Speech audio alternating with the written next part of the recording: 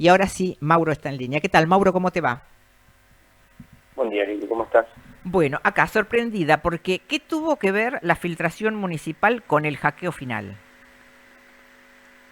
Vos sabés que un vínculo interesante que habíamos podido notar nosotros era que cuando armamos la primera versión de Me Filtraron, el sitio de búsqueda de filtraciones, seguro que te acordás que lo cubrimos con otro nombre en su momento, con Sí. Filtraciones San Pedro, en el 21, habíamos buscado atrás unas 10 años de filtraciones y vos sabés que no había menciones a papel prensa ni a papel prensa-SP, que son los dos dominios que utiliza la compañía. No tenían incidentes o filtraciones relevantes. Y a partir de la Municipalidad de San Pedro aparecen el primer juego de credenciales expuestos, con clave, porque recordemos que la filtración que hubo en San Pedro, se pusieron las claves hasta en su momento de la gente encargada de sistemas y demás.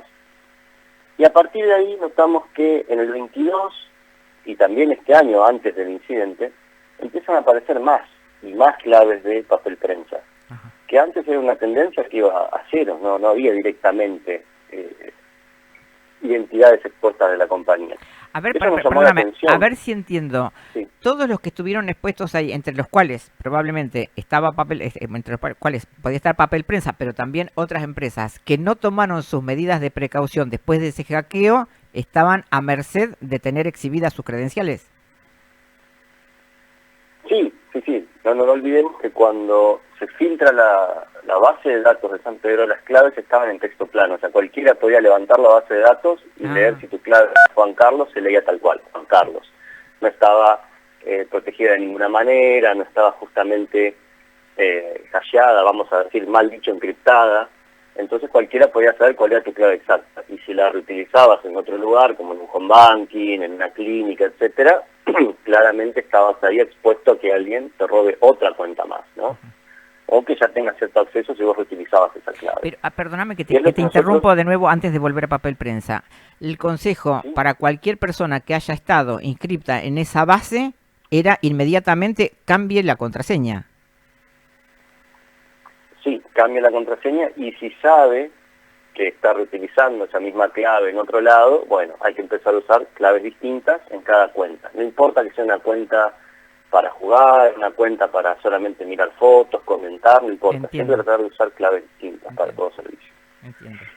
Bueno, vamos a volver a Bueno, disparar esa alerta por si alguien no la cambió. sí, nunca es tarde.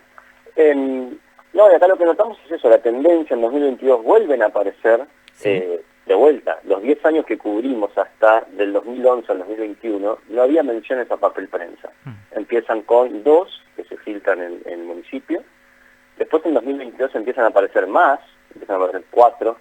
Y ya para 2023 tenemos unas entre 15 y 20 juegos de credenciales que hemos visto dando vueltas en mercados negros, en canales de venta de esa clase de información que es obviamente robada, ¿no? ¿Cómo es Alguien eso? vende su ¿Eso usted credencial. lo ve quién? O sea, ¿todos ven las ofertas estas dónde? Claro, las ofertas son públicas generalmente o en grupos que son cerrados por invitación. Pero Nosotros hay como un justamente mercado por libre de que yo puedo comprarme los datos de alguien que los hackers tienen en oferta. sí, tal cual, no lo podés haber dicho mejor. Ajá. Tenés canales donde directamente la oferta es unilateral, donde no podés comentar, sino que una persona comparte y dice, bueno, este es el lote de hoy. Tengo, Ajá. por ejemplo, no, esto es un ejemplo, no significa que las compañías que nombre tengan un Sí. problema.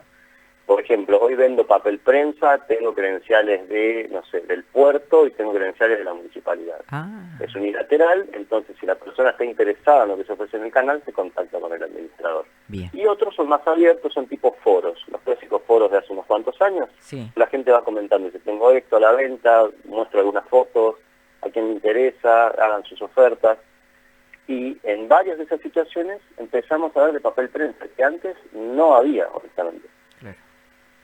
¿Y qué se supone, o sea, cuando, o sea, cómo ingresaron? Que, o sea, un día llegaron todos y se encontraron ahí que tenían todas las pantallas intervenidas. ¿Es así realmente? O sea, un día llegás a tu oficina y ves que en todas tus pantallas te sale un mensaje y dice, no sé, no era, no me acuerdo cómo decía, pero ponele warning, eh, Sí, págueme tanto. tus archivos han sido encriptados. Exacto. Ajá. En realidad es muy probable, cada ransomware, el ransomware es un software, vamos a explicar a la gente, que encripta los archivos y te deja totalmente inaccesible tu sistema. Deja solamente, en la mayoría de los casos, te deja poder prender el sistema, te deja poder ver lo básico, pero todos tus archivos personales, de trabajo, etcétera, están encriptados. Ajá. ¿Dónde está la clave? Bueno, si querés la clave tenés que pagarle a quien esté detrás de este ataque para poder desencriptar tus archivos. Ajá. Entonces, es muy común que vos llegues un día a tu trabajo, o incluso hay cepas de ransomware que atacan a usuarios domésticos. Abrís tu computadora, te prendés y de golpe ves que o te cambiaron el wallpaper y dice tus archivos han sido encriptados, o te desapareció todo y lo único que hay en el escritorio es un archivito de texto que te dice léeme o nota de rescate. Cuando lo abrís te da las instrucciones, te dice, bueno, mira, perdiste, pasó lo siguiente, te encriptamos todo, tenemos acceso a todo, si querés recuperar tus archivos, bueno, tenés que mandarme tanto dinero en criptomonedas, generalmente es Bitcoin, algunos usan Monero, pero generalmente es Bitcoin, te dan una dirección única para tu cliente y te dicen, bueno, este es nuestro canal de chat, te dan una URL, te dan un link, acá podés pedirnos que te desencriptemos un archivo como prueba de vida, nada más. Y no puede ser un archivo que a nosotros nos parezca importante. Ajá. Tiene que ser un archivo trivial, yo te lo desencripto para que veas que el proceso es reversible, ¿no? Claramente esto tiene dos aristas. Primero que, sobre todo si estás trabajando, quedas frenado totalmente, quedas inutilizado. No hay chance de que puedas hacer nada porque la encriptación es un proceso matemático muy complejo, Sí. que a ojo no lo vas a poder deshacer. Y la clave es muy compleja como para que trates de adivinarla. No es que te van a encriptar con la clave 1, 3, 4, 5, ¿no? Sí. Y después, vos decís, bueno, si no pago, restauro desde un backup, ¿no? Vos decís, bueno, ahora tengo un backup, no hago caso omiso de la amenaza y restauro. Ahí viene el segundo problema, que es lo que llamamos en el rubro el modelo de doble extorsión. Es acá cuando el actor de ransomware te va a decir, bueno, mirá, no me estás pagando, que es lo que le está pasando a Papel Prensa. La primera etapa es un secreto entre la víctima y el victimario. Te dice, bueno, mira, tenés que pagarme. A ver, para. O sea, Si no paga, claro, si no paga, sí. entramos en la segunda etapa. Suponete que vos decís, bueno, mira, no voy a pagar, tengo un backup. Ajá. La segunda etapa es que el actor tiene, como bien dijiste vos hoy, un sitio dedicado a filtraciones, que obviamente es muy codiciado por mi industria, porque vos vas monitoreando lo que va pasando, vas haciendo inteligencia, Sí. y el tipo ahí te está dando inteligencia básicamente pública, ¿no? El tipo sabe de eso, y muchos hacen un circo de eso, y te dice, ¿a qué no saben a quién encripté? Mañana lo anuncio. Ajá. Y ahí le dice a su víctima, bueno, mirá que mañana te anuncio, si no me das bola.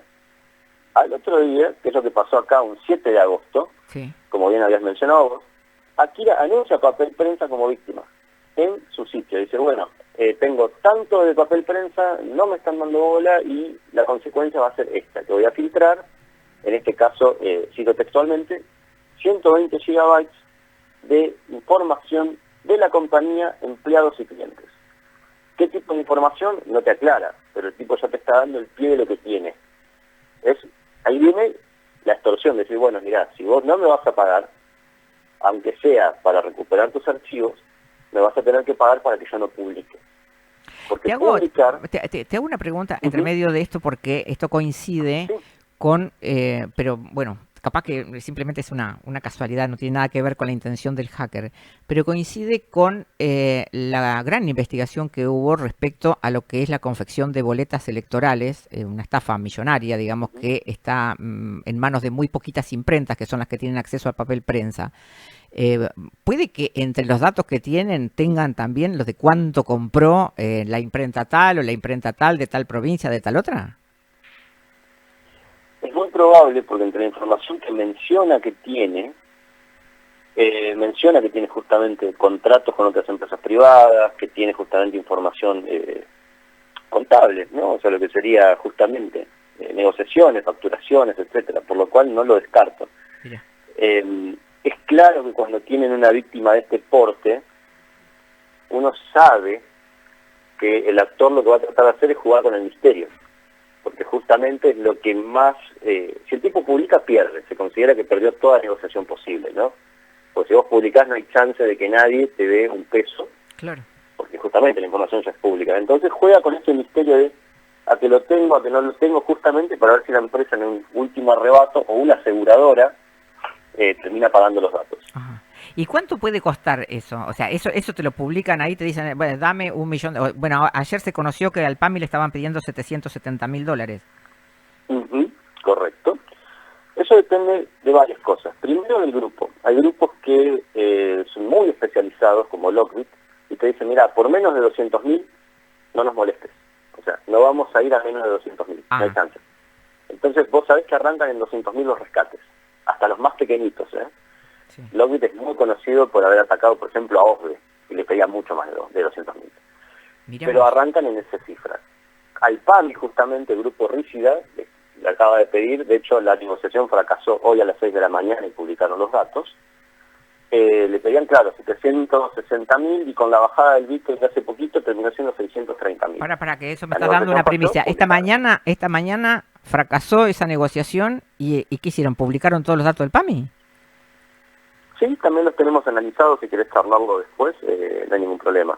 Los tenemos fresquitos, justamente. ¿Eso es de hoy? Hoy a las 6 de la mañana, correcto. Hoy a las 6 de la mañana, bueno, estoy diciendo a mis compañeros de la noticia, Claro. hoy a las 6 de la mañana, entonces quedaron a merced pero de cualquiera o de alguien en especial. El grupo se llama Rígida, Rígida. Es un tipo de gusano, tengo entendido, no soy muy interesado en biología.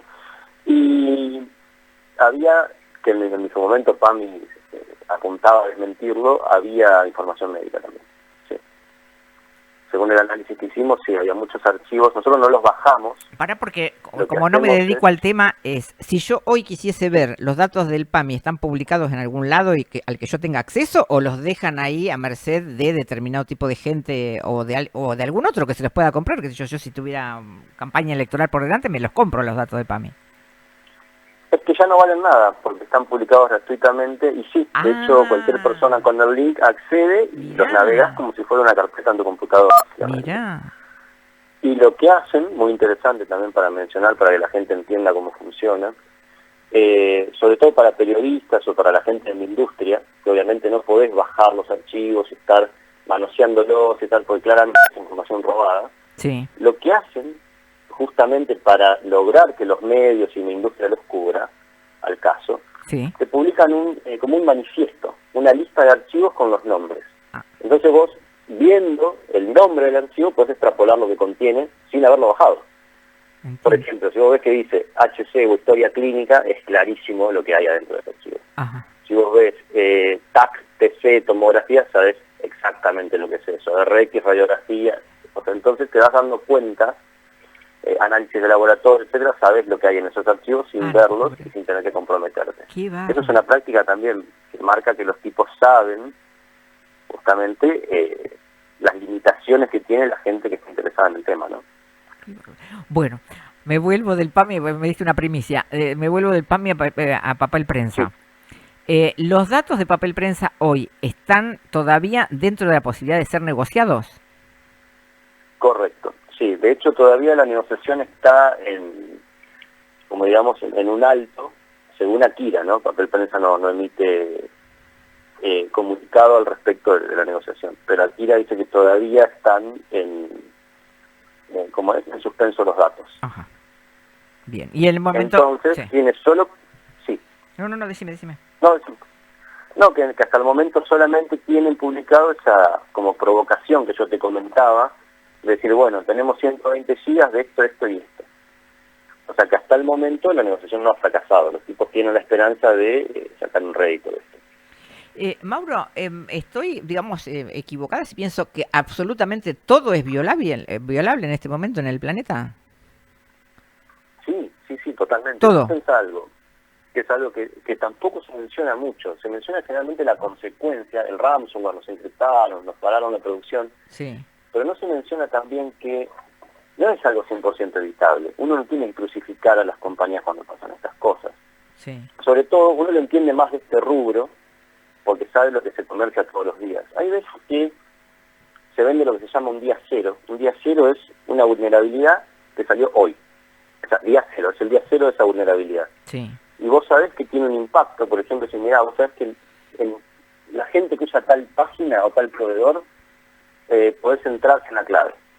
Esa información es valiosísima, porque entonces el que tiene esa vulnerabilidad no la reporta, acá decimos se sienta arriba o se la guarda, Sí.